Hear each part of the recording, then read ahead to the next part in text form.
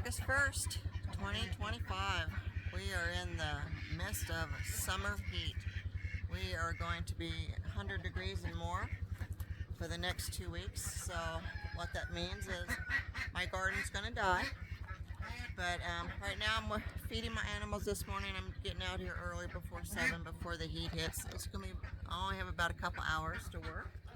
But I have a raccoon problem. He keeps wanting to get into my duck yard. He's been digging under the front gate. He can't get around the perimeter, but he's been digging around the gate. So my husband had to come in here and fix this for me. Let me show you what's going on. The raccoon was digging underneath the gate. And we had concrete all the way up to the gate, but we had a little gap right here, and he dug and he would get in at night, and I noticed that whatever bird feed I had in these were gone the next morning. I put my ducks in for the night. I know what was in the trays for the morning because I calculate how much feed I need to come out and bring them, and then these would be empty.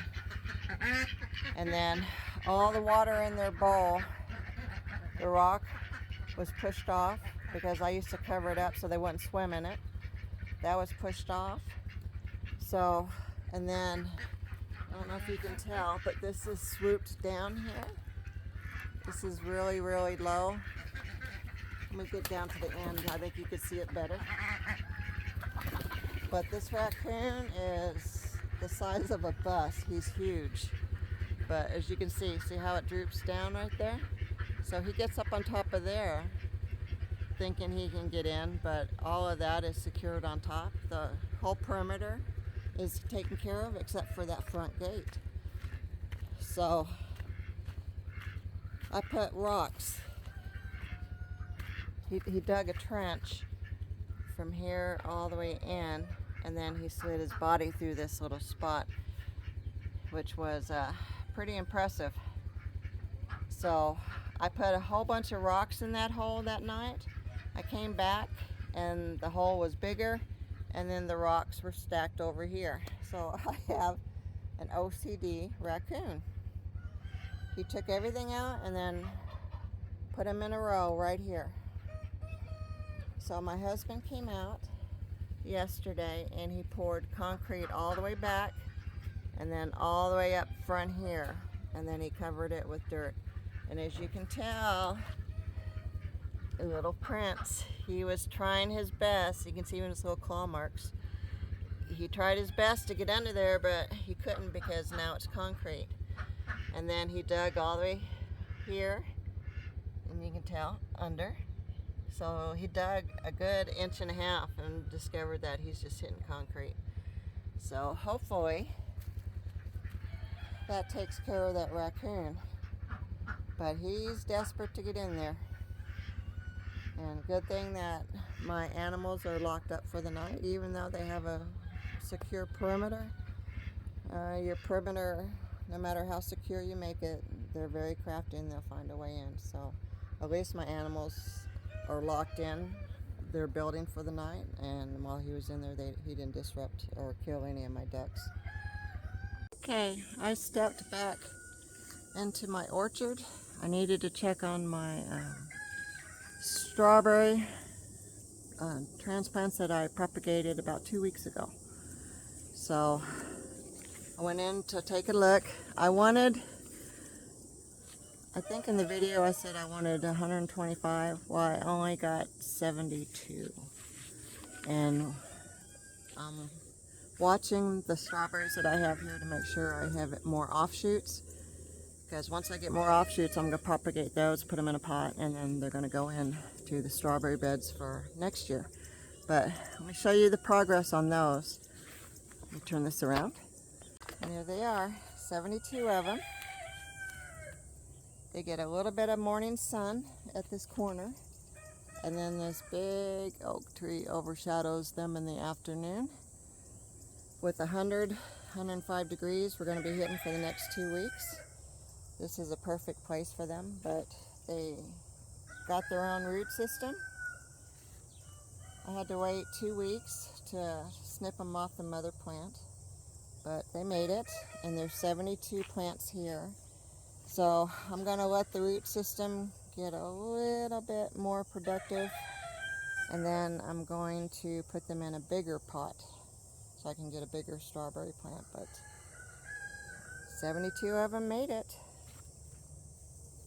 So they are now individual plants. I have snipped them off the mother plant, so they are now their own individual plant. Good morning, everyone. August 1st, can you believe it? We're at the tail end of our summer. I just got in from doing the garden. It's already getting, all the next 2 weeks, it's going to be 99 to 105. So we are back in our Texas weather. So anyway, so today I'm going to stay inside and stay cool by making my homemade tomato juice. I need this juice for a base, so when I make my soups, when I make my chilies, when I want to do ketchup, I'm going to marinate some bell peppers in juice. So I need to have the tomato juice first before I can can the other stuff. So this morning I am going to make my own tomato juice and keep it on the shelf. So in the next couple of weeks I'll be making my soups for winter. Use up whatever vegetables I have in my freezer from last year, and so I made room for my fresh stuff this year. So come along with me. Okay, I am going to do a tomato juice. I'm going to use up the rest of my tomatoes, which the recipe calls for 12 pounds, and I have a little over 13, so it's not going to hurt anything. But I don't have a pot big enough to put all this in, so I'm going to have to use my water bath pot to work with today.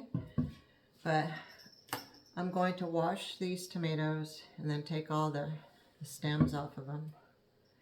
And then you don't need to cut them, you don't need to peel them. They go all into the pot. So this is really, really simple. So let me go and get started. We're going to make a tomato juice, and the juice is a base for making like my tomato basil soup, my stews, a whole bunch of things that I can use this for. So let's go ahead and get started.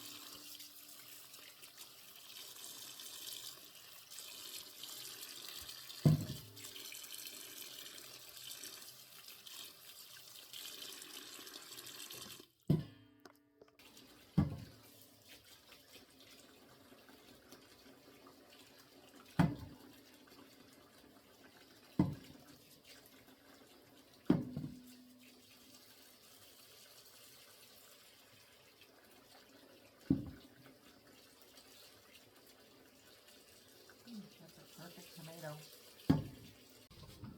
Okay, I got them all washed. I got the bad parts cut off, and I got the stems removed. So if you have a bunch of tomatoes that have imperfections in them, make some tomato juice out of it. And what it is just a base, so that when you want to make chili, or if you're going to make tomato basil soups or stews or whatever, ketchup, you've got a base in a jar. So I'm getting ready to do a lot of my winter soups. For me, my husband doesn't like soup very much, but I love soup, especially in the wintertime. So this is going to be a base for me for like my tomato basil and some of my other soups that I do. But 12 pounds. So now we're going to cut some bell peppers and onions and celery and put a little seasonings in here, and then we'll put it on the stove. Okay, this is going to be very simple. You're just going to take the stems off your jalapenos, and you're just going to put your jalapenos in the pot with your tomatoes. Same thing with your bell pepper. You're just going to core it and just hollow out the seeds.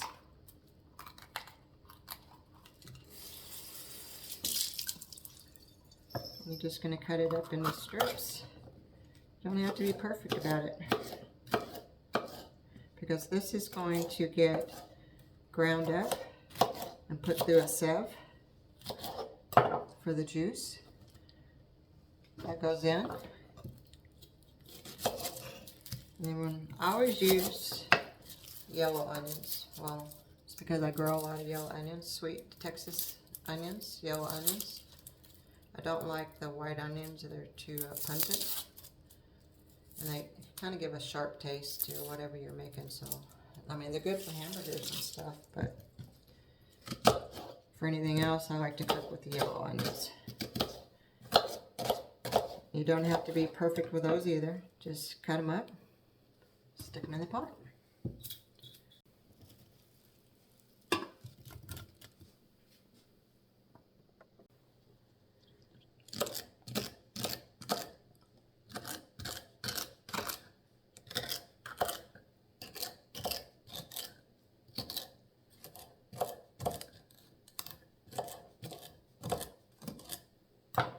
Two stalks of celery.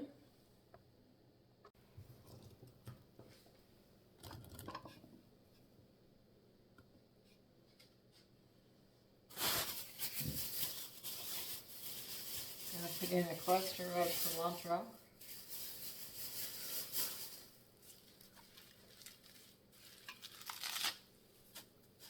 Bunch of cilantro.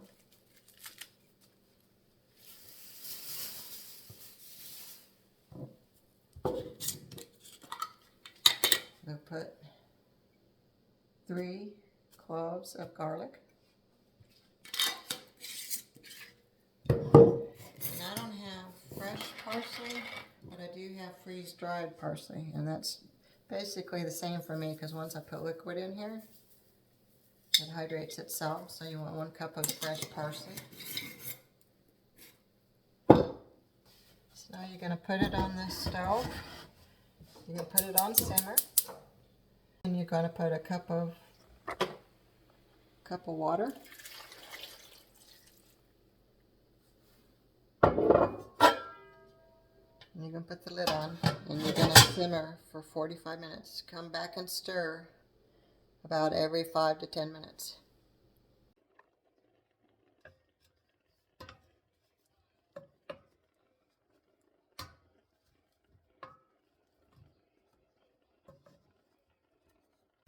Okay, it's been 45 minutes, and you can tell they're nice and soft.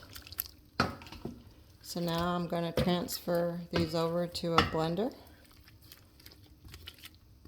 and then we're going to start straining it through a sieve.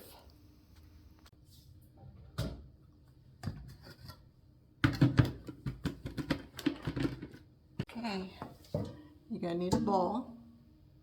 And you're going to need a strainer. So you're just going to put it on your bowl. And that's it. And then we're going to start putting things through the blender, and then we're going to put it through the strainer to get the juice out.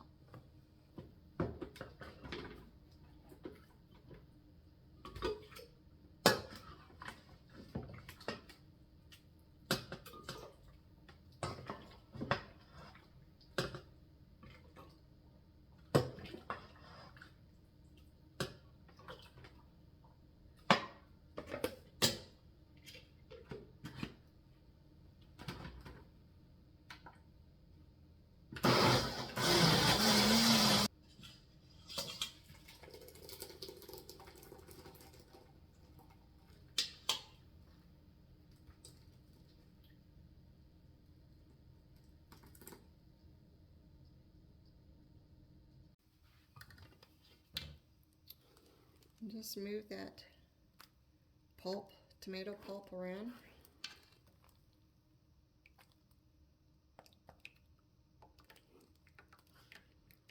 There's your juice on the bottom, see it? Now, don't throw that away. Don't throw this away. You can make salsa out of that pulp because think about it. You got your onions, you got your cilantro in there and your parsley and you got your jalapenos. And when you do your salsa, you try to cook this liquid down to make it a thicker salsa. So I already have the base for it. So I'm going to stick this in a Ziploc bag. I'm going to put this in the freezer. So when it's time for me to make pizza sauce or marinara sauce or whatever, I have the tomato pulp. So don't waste that. There's always some use for this.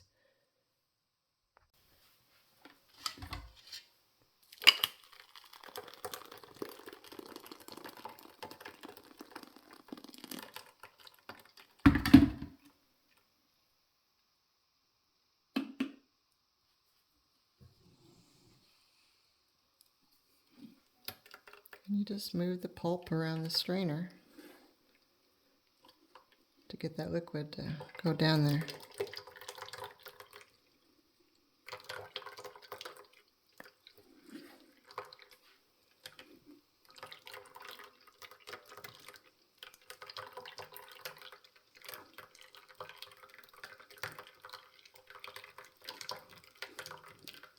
Okay guys, here we go. It's all strained. That's the juice of all those tomatoes and onions.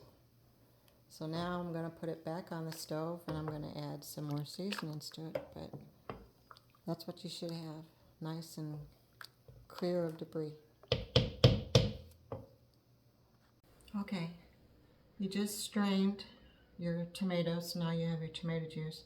We're going to put this back on the stove in a pot because we have to add some other stuff to it. But I just want to let y'all know, this pulp, all of this could be made into salsa because this is what you want in your salsa to thicken it. But I'm going to put this in the freezer and I'm going to be use this in as chili. And my chili base, tomato base. And there it is. So don't throw anything away. This is useful. Okay, you're going to add 1 tablespoon of Worcestershire, 1 teaspoon of any hot sauce you want, Tabasco, Frank's hot sauce. You need 3 tablespoons of honey. This is my honey from my bees. And you're just going to need salt and pepper.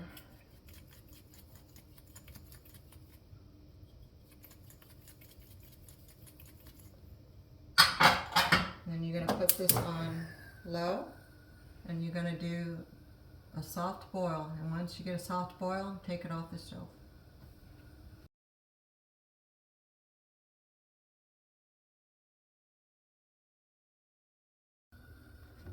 This is how it should look. Clean, no debris.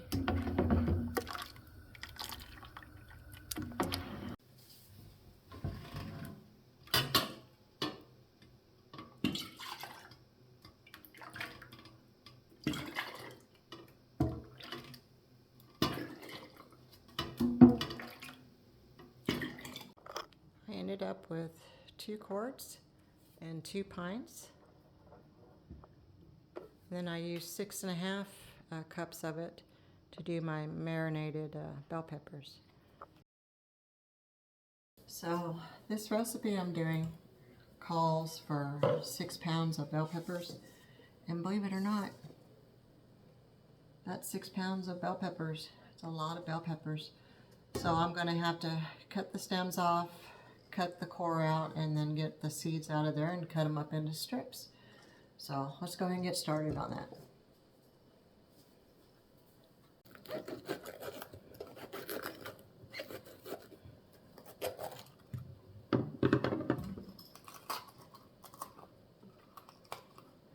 take all that out. All that white stuff, all the seeds, all this stuff will make it bitter. So you want to get all that out with the seed. And you can just rinse your bell pepper.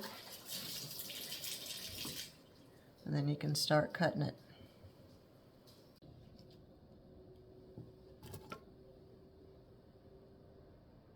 Okay, there is my 6 pounds of bell peppers, seeded and cut into strips. Now I'm just going to have to put this off to the side because I need my tomato juice to marinate my peppers. So let's go ahead and finish up the tomato juice so we can finish up their marinated bell peppers. Now, your tomato juice is done, so we're going to water bath that in a minute, but I need some of this juice to put in my bell peppers to marinate my bell peppers. So I'm going to need 6.5 cups of this.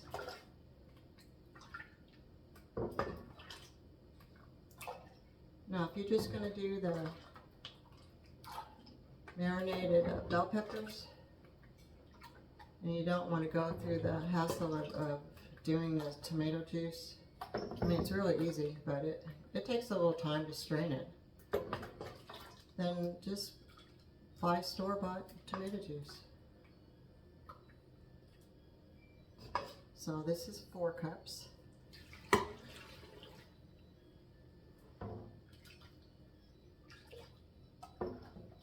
Smells really good. It's going to be a really good base for my soups. Tomato basil, my stews. Okay, so I'm going to do 2.5 cups on this one. There. Okay. And then I'm going to need 1/2 cup of olive oil.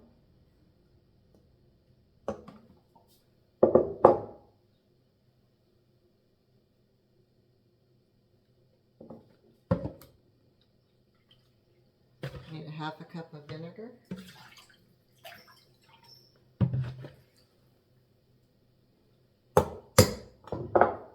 And you're going to need 2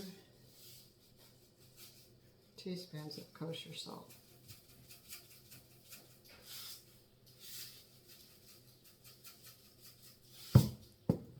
Okay. Then you're going to put this on the stove and you're going to cook it down. So we're going to go ahead and put a lid on this. We're going to cook it on low for 20 minutes.